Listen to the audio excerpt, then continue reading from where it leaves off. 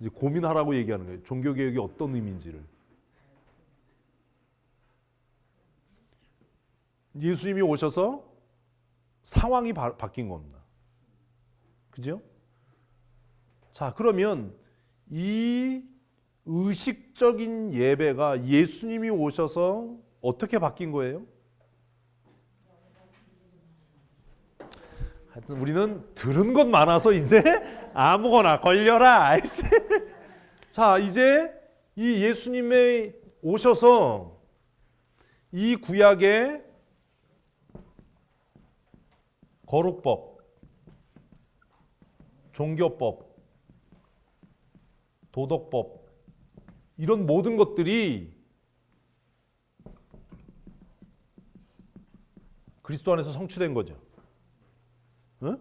그래서 이제 더 이상 뭐가 필요 없어요? 중보가 필요 없어요. 중보가 필요 없으니까 한 사람 한 사람이 뭐예요? 하나님 앞에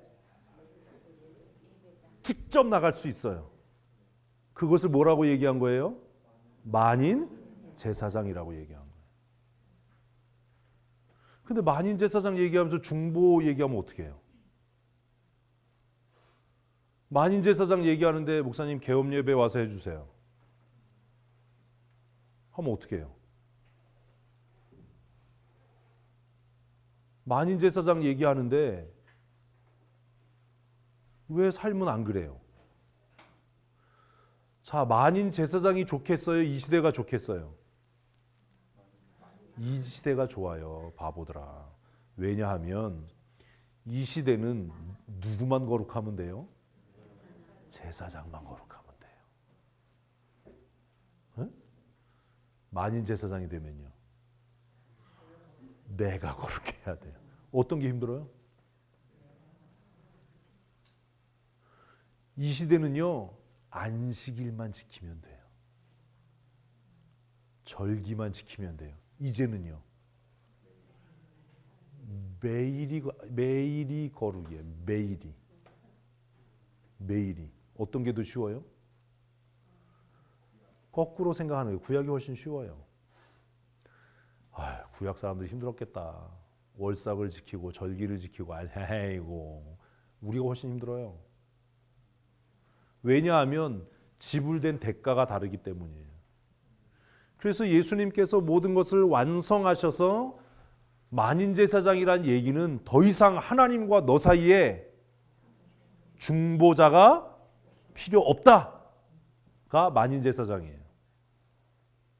그러니까 중보기도 해주세요 이런 말씀은 안 돼요. 중보기도팀 이런 말씀은 안 돼요. 우리가 다 하나님 앞에 뭐예요? 제사장이에요. 자, 보세요.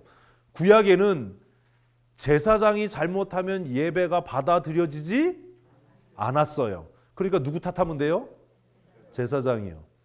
지금은요, 목사하고 상관없어요. 누구 탓이에요? 내 탓이에요. 근데 지금 우리는 누구 탓해요? 목사 탓해요. 그러니까 여러분들은 아직 종교개혁을 못하는 거예요. 아직도 구약에 사는 거예요. 그러면서 무슨 말로는 뭐 별소리를 다 하는 거예요. 이러는 거죠. 아우, 설교와 은혜가 안 돼서 난 예배가 안 돼. 이 사람 어디 있는 거예요? 레위기쯤에 머물고 있는 거예요. 그러면서 말로는 아유, 만인제사장인데 미친 거예요. 그러면 앞뒤가 안 맞잖아요. 뭔 말인지 아시겠어요? 내 예배의 책임은 누구에게 있는 거예요? 전적으로 나에게 있는 거예요. 누구 이후에? 예수님 이후에. 제가 그거를 목사는 강단에서 예배하고 여러분은 거기서 예배하는 거예요. 여러분 예배는 누가 책임져야 돼요? 여러분이 책임져야 되는 거예요. 이게 더 무서운 거예요. 그러니까 예수님이 오셔서 모든 절기와 모든 종교적인 행위와 모든 의식이 다 완성된 거지요. 그죠? 자, 그러니까 아까 얘기했던 것처럼 고해성사를 해야 됩니까? 안 해야 됩니까? 할 필요가 없는 거예요. 할 필요 없어요. 와, 목사님 와서 이런 거 필요 없어요. 누가 하면 돼요? 내가 하면 돼요. 병 들었어요. 누가 기도하면 돼요? 내가 기도하면 돼요. 우리는요, 어디쯤에서 길을 잃었는지 몰라요, 지금. 맨날 무슨 루터가 뭐랬고 이거 맨날 알아서 뭐 할 거예요. 그 의미가 뭔지를 알아야죠. 레위기가 얘기하는 게 그거예요. 레위기에서는 절대로 누구 없이는, 제사장 없이는. 자, 그러면 이제 예수님이 오셔서 제사법 폐해졌고 레위인 없고 다 없어졌어요. 다 없어졌나요? 아니에요. 이제 이 모든 것들이 무엇으로 완성됐어요? 말씀으로 완성됐어요. 그래서 이제 구약의 그 제사장을 통해서 했던, 짐승을 잡아서 했던 제사가 무엇으로? 내 삶으로 드리는 예배가 됐어요. 구약에서는 짐승의 피가 그 예배의 성패를 좌우했어요. 그래서 짐승을 고를 때 어떻게 해요? 흠없는 것으로, 일련된 것으로, 수컷으로. 지금은요, 그 예배의 성패가 어디에 있어요? 말씀에 있어요. 그래서 이 시대의 목사는 제사장이 아니에요. 이 시대의 목사는 레위인이 아니에요. 이 시대의 목사는 뭐예요?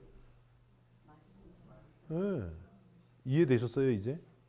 그래서 좋은 목사는 어떤 목사예요? 말씀 잘 가르치는 사람이에요. 구약의 제사장은 어때야 돼요? 도덕적이어야 돼요. 어? 구약의 제사장은 흠이 없어야 돼요. 그래서 구약에 보면 절름발이 뭐가 안 돼요? 고미자 선생님 얼마나 신약에 태어나길 권사는 무슨 권사? 그죠? 구약에 보면 이런 사람들 제사장 못 돼요.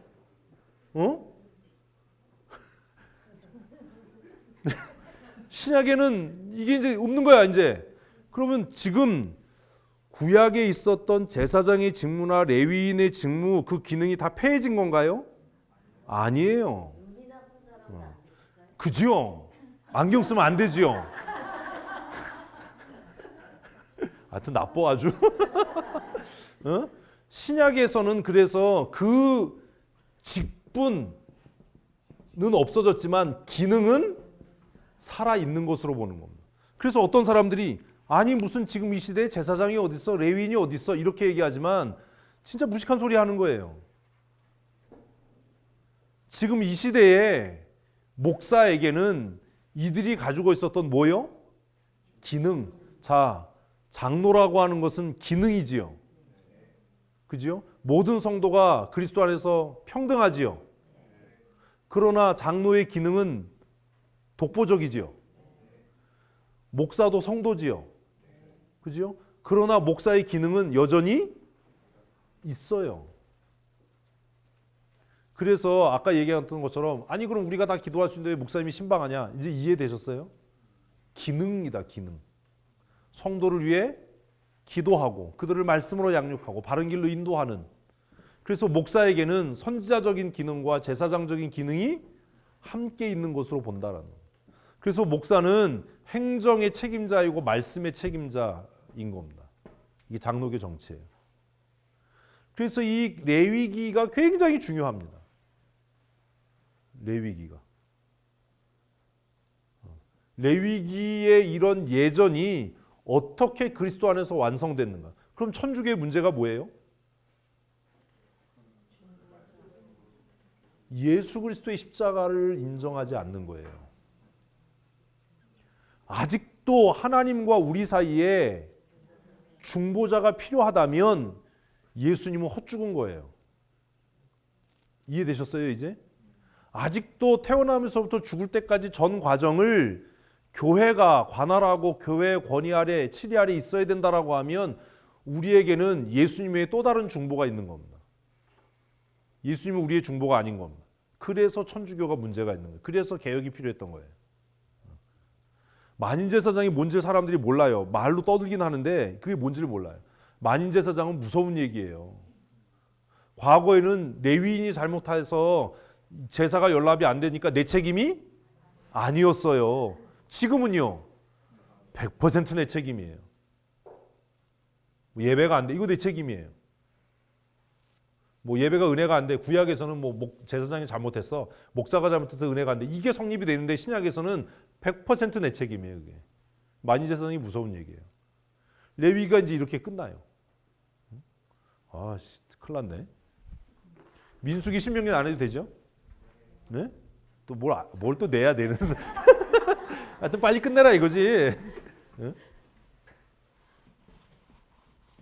그래서 모세오경 율법서라고 하는 것은 하나님과 언약의 당사자가 누구냐, 언약의 내용이 뭐냐, 그 언약의 당사자는 어떻게 살아야 되냐라고 하는 것을 설명하는 게 모세오경이에요. 근데 그 언약은 얘기했던 것처럼 일방적인 명령이 아니라 뭐다? 약속의 형태로 주어져서 결과의 책임은 전적으로 우리에게 있다라는 거죠. 자, 근데 이제 그 다음이 문제예요. 여호수아 끝난 다음에 이 모세오경이 끝나고 나서 그 다음에 나오는 게 뭐죠? 역사서죠. 두 번째가, 그죠? 두 번째 큰 걸 봤더니 역사서예요. 이제 여기서부터가 이제 문제가 되는 겁니다. 뭐냐 하면 모세오경까지는 문제가 없었어요. 왜? 중요한 언약의 당사자가 한정되어 있었기 때문이에요. 모세오경까지는 언약의 당사자가 누구예요? 갑 하나님을 히브리 민족. 에? 아이 참. 갑 하나님을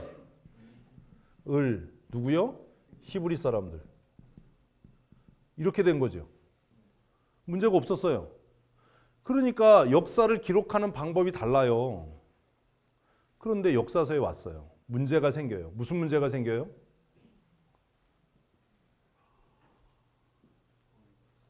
무슨 문제가 생겨요?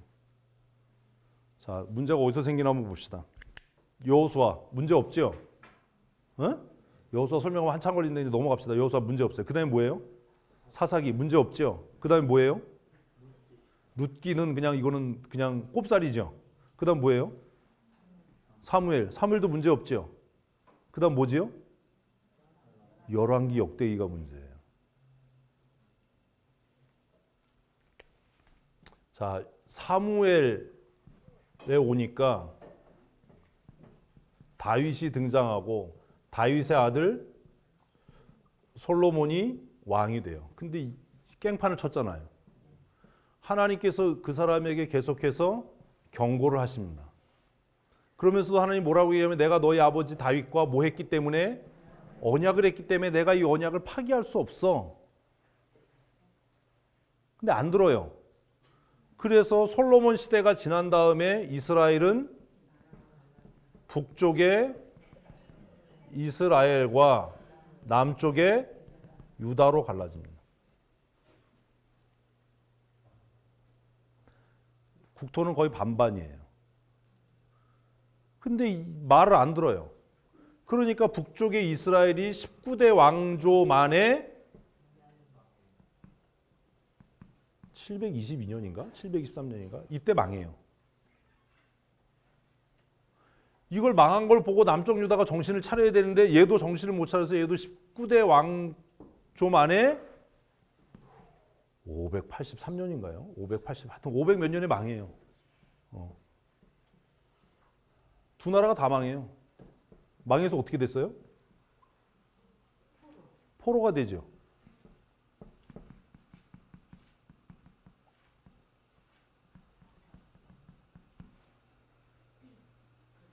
두 번째 이제 끌려가는 겁니다. 1차는 그죠? 하나님께서 이제 구원을 보이시려고 했던 거고 2차는 죄로 인해서 끌려가요. 이렇게 되니까 뭐가 생겼어요? 우리가 아는 그 유명한 디아스포라가 생겨집니다. 그리고 또 하나 뭐가 생겨요?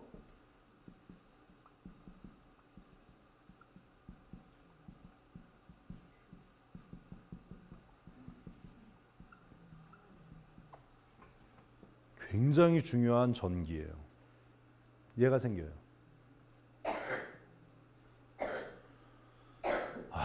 이전까지 이 두 나라가 망하기 전까지 교회라고 하는 걸 다시 생각해 보면 아브라함, 이삭, 야곱 뭐 이때까지는 교회가 가정이었죠. 그죠? 애굽으로 가서도 가정이었죠. 출애굽한 다음에 뭐가 됐어요? 성막이 되죠. 그렇죠? 성막은 하나님의 임재하심과 동행하심이라고 제가 말씀드렸죠. 그런데 얘가 나중에 성막의 형태로 정착하게 되죠. 그죠? 다윗 왕 때까지. 예? 가나안을 다 차지하고 나서 다윗 왕 때까지 정착하잖아요. 그리고 나서 솔로몬 때 돼서 비로소 건물, 성, 전의 형태가 됩니다.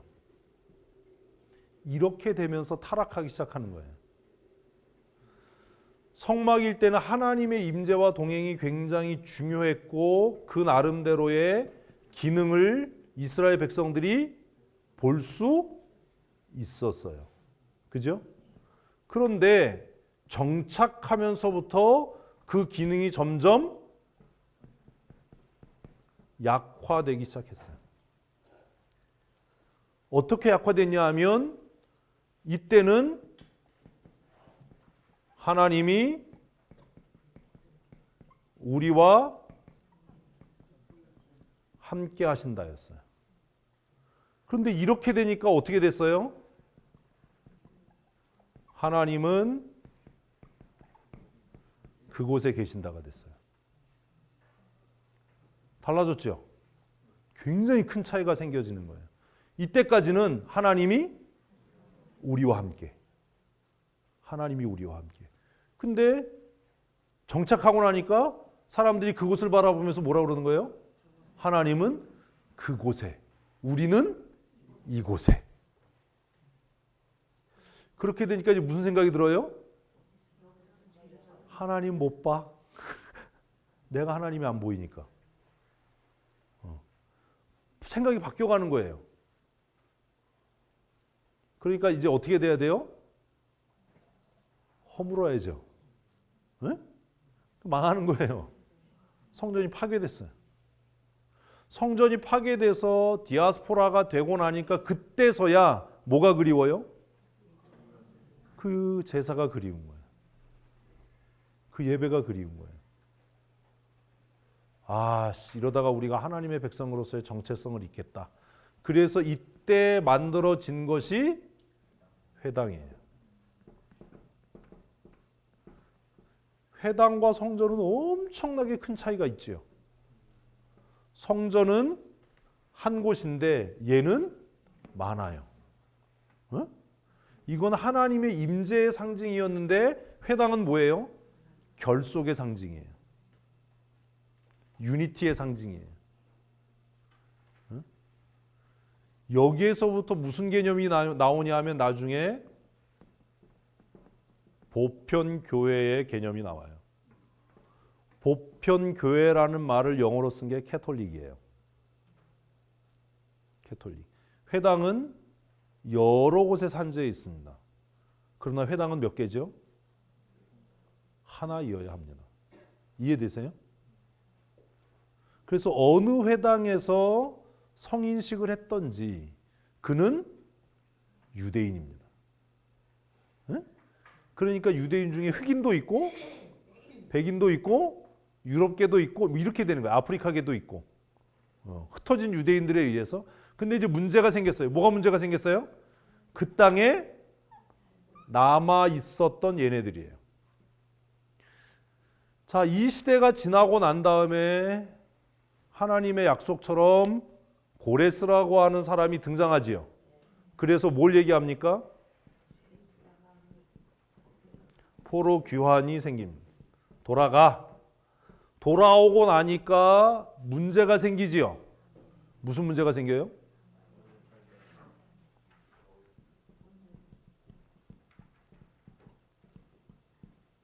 경건한. 이 단어가 사람을 여러 번 죽이는 거예요. 경건한 유대인들과 타락한 유대인 사이에 갈등이 생겨요. 이게 예수님 시대예요. 그래서 사마리아 사람을 개처럼 상종 안 해. 예수님이 수가성 여자한테 말 시키니까 당신이 유대 남자인데 왜 말 걸어? 뭐 이렇게 되는 거예요. 우리하고 상종 안 하는데 유대인들은 사마리아를 안 지나가는데 너 왜 대낮에 와가지고 사마리아 여자인 나한테 말 걸어? 이렇게 얘기가 되는 거예요. 이 갈등이 있었어요. 근데 이 사건이 굉장히 중요해요. 요한복음의 이 사건이 굉장히 중요해요. 왜냐하면 이게 또 한 번 재현돼요. 역사 속에서. 이렇게 되니까 이 타락한 유대인들을 성경은 얘기하지 않는데 어떻게 할 거냐? 라고 하는 고민이 수가성 여인의 이야기예요.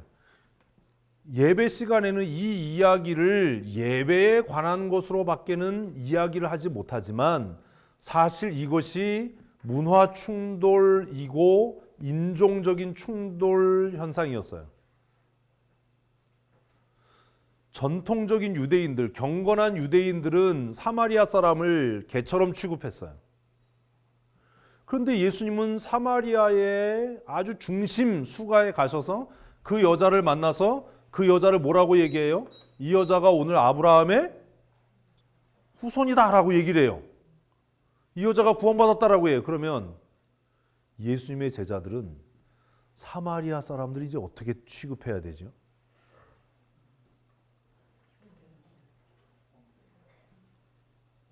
여러분이 예수님 제자라면 어떻게 하시겠어요?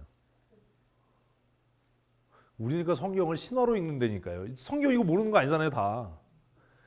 이 고민을 한 사람이 바울이에요. 베드로는 이걸 이해를 못했어요. 그래서 보자기 사건이 생기는 거예요. 먹어. 안 먹어요, 이 더러운데. 내가 거룩하게 한 것은 네가 속되다고 하지 마라. 우리는 여전히 이래요. 종교개혁이 필요했던 것은 성과 속의 구분을 없애는 겁니다. 왜 종교개혁이 필요했냐 하면 로마 교회는 시간이 지나가면서 이것처럼 무엇을 선명하게 했어요? 거룩한 것과 속된 것을 구분지었어요. 그래서 거룩한 일을 하는 사람을 성직자, 속된 일을 하는 사람을 평신도 이렇게 불렀던 거예요. 성직자는 속된 일을 하면 안 돼요. 성직자는 그래서 뭘 써야 돼요? 거룩한 언어, 라틴어를 써야 되는 거예요. 속된 백성은 뭘 써요? 지나 말 쓴, 지네 나라 말 쓰는 거예요.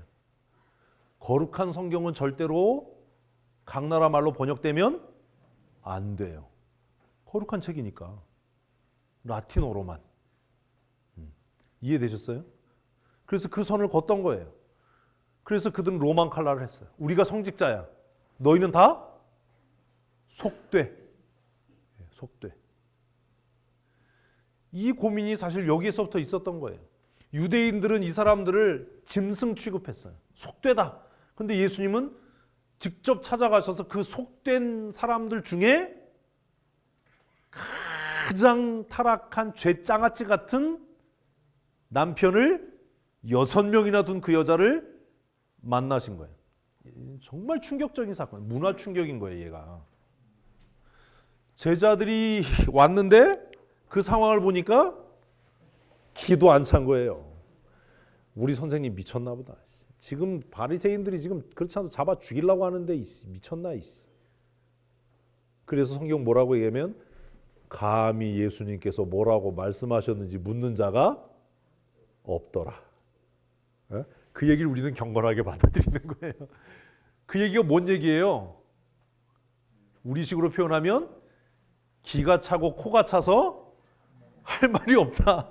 할 말이 없다. 그러니까 이제 이런 거예요. 우리 상황으로 하면 제가 이제 남자 집사람들 어디 갔는데 다 저기 저녁 먹을 것 좀 사와 그래가지고 다 갔더니 제가 없어져서 찾아보니까 룸사롱에 가서 마담 앉혀놓고 마담 앉혀놓고 19년 3 이렇게 마셔가면서 이런 거예요. 그러니까 집사님들이 와가지고 기가 차서 아무 말도 못하. 이 얘기예요. 이 얘기가 무슨 그게 뭐 제자들이 와가지고 하도 너무 기가 찬 거예요. 아니 수가성으로 가는 것 자체가 기가 찰 노릇인데 아니 도시락 싸오라고 12놈을 다 보내서 아니 도시락 싸는데 12명이 왜 다 가야 되냐 이 더운데. 그리고 갔다가 도시락 싸가지고 오니까 예수님이 누구랑?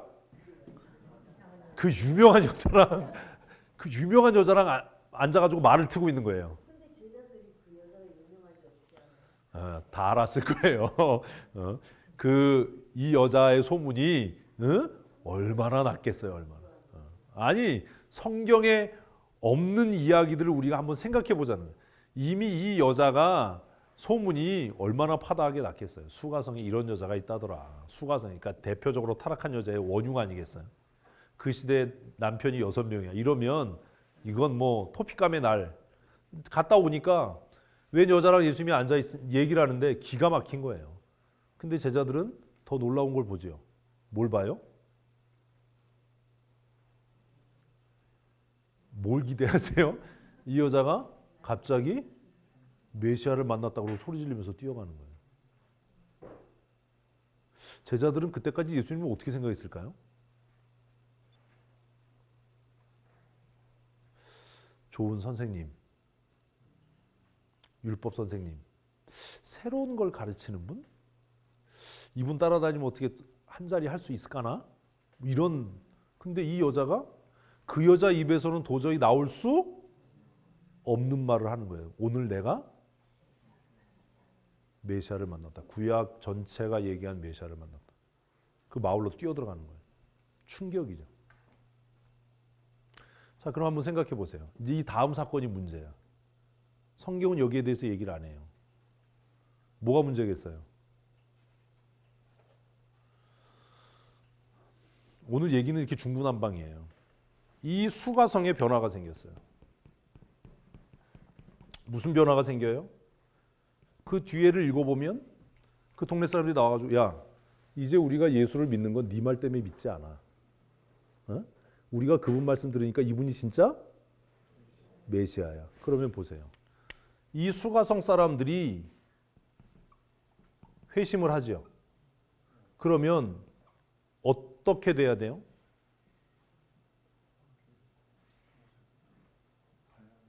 유대 공동체로 들어와야죠. 유대 공동체 안으로 들어와야죠.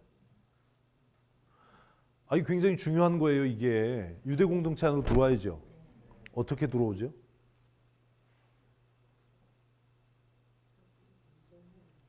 여기까지 놔두고 중세에 로마가 전 세계를 지배하고 호령했습니다. 근데 역사의 판도가 바뀌기 시작합니다. 흉노족이 새를 떨칩니다. 그래서 흉노족이 침입을 해요. 어디를요? 로마를요. 황제가 못 막아요.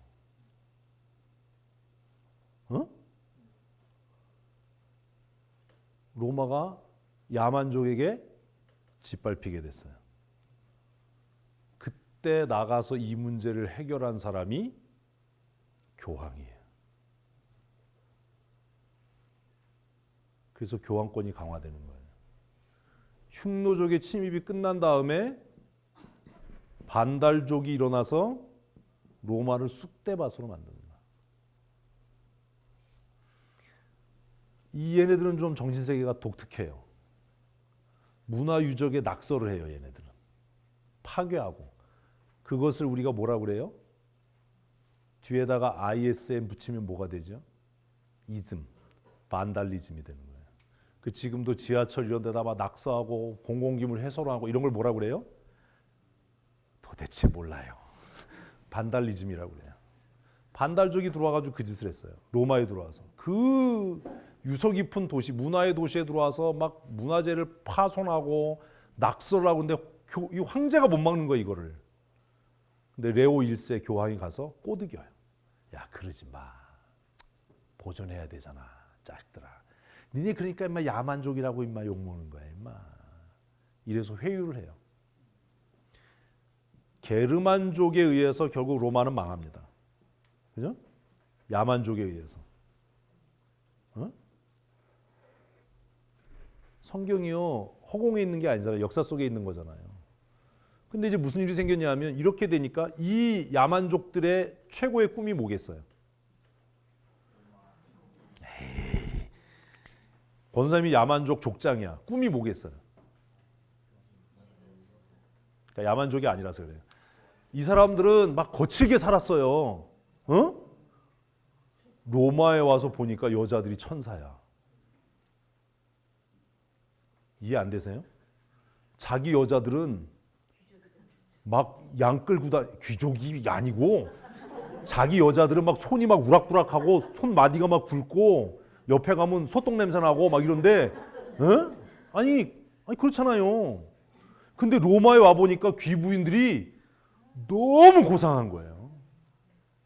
큐티가 막 조조조조조 그리고 옆에 가면 향기가 막 나고 피부가 바들바들. 아유 진짜. 이러니까 이 야만족의 족장들이 해가 다 한 거예요.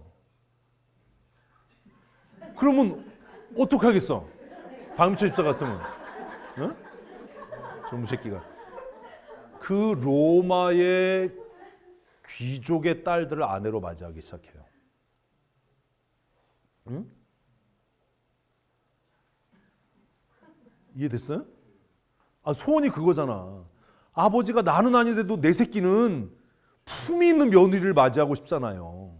이제까지는 막 남의 나라 침노하고 막 이러면서 막 그렇게 거칠게 살았는데 뭐 바이킹 영화 보면 여자들도 막 살벌하잖아 막. 근데 로마에 와 보니까 막 여자들이 실크 옷 입고 막 그냥 막 팔락팔락거리고 막 이런데 막 그냥 막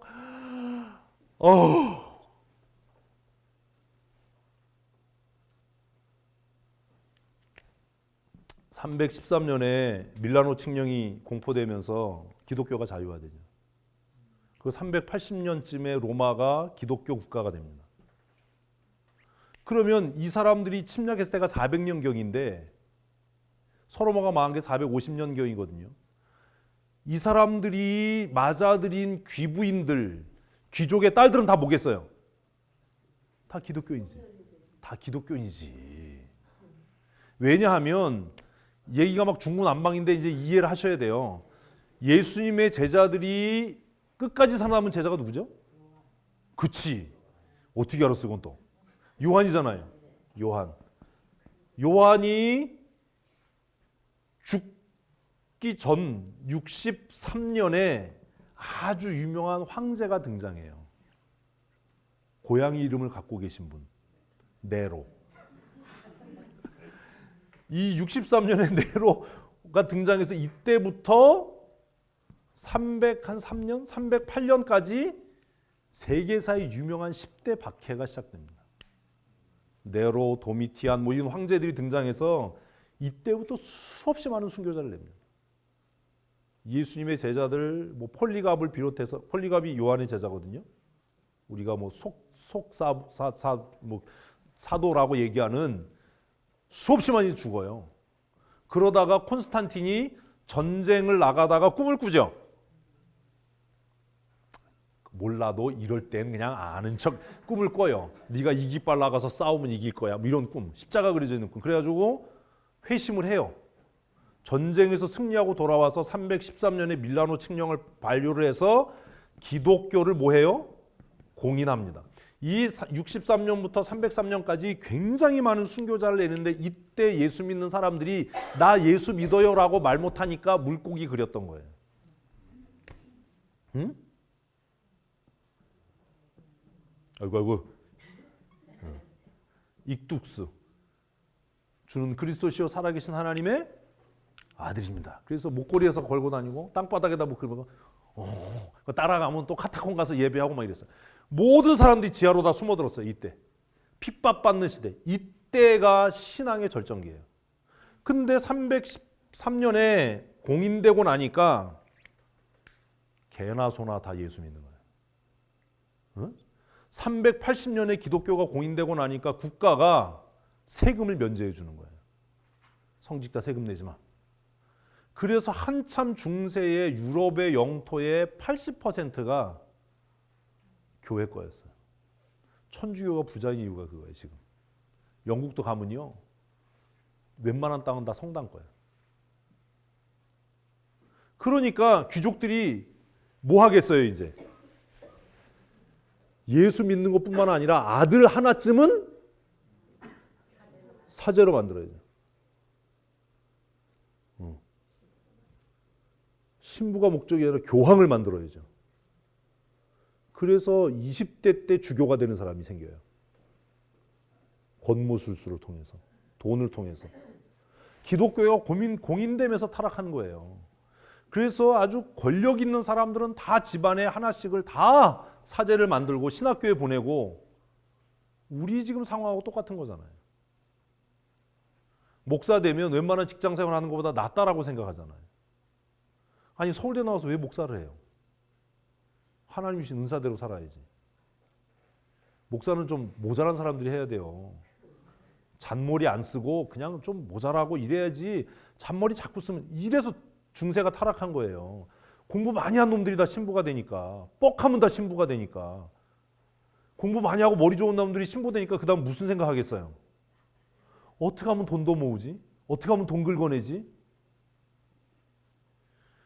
그래서 모든 귀족들이 다 예수 믿는 상황이 됐어요. 그런데 게르만에 의해서 로마가 폭삭 서로마가 망했어요. 그래서 이 모든 이 흉노족을 비롯해서 이 반달족하고 다 이 야만족들이 다 아내를, 다 귀부인들을 얻었어요. 무슨 일이 일어났을까요? 다 개종하게 됐지요. 아, 이게 또 여자들이 또 이 사람들은 못 배워가지고 막 이런데, 이 여자들은 너무 고상하고 막 엘레강스하고 막 품위가 철철 넘치는데, 보니까 나도 좀 품위 있는 삶을 살려면 뭐 해야 될 것 같아요?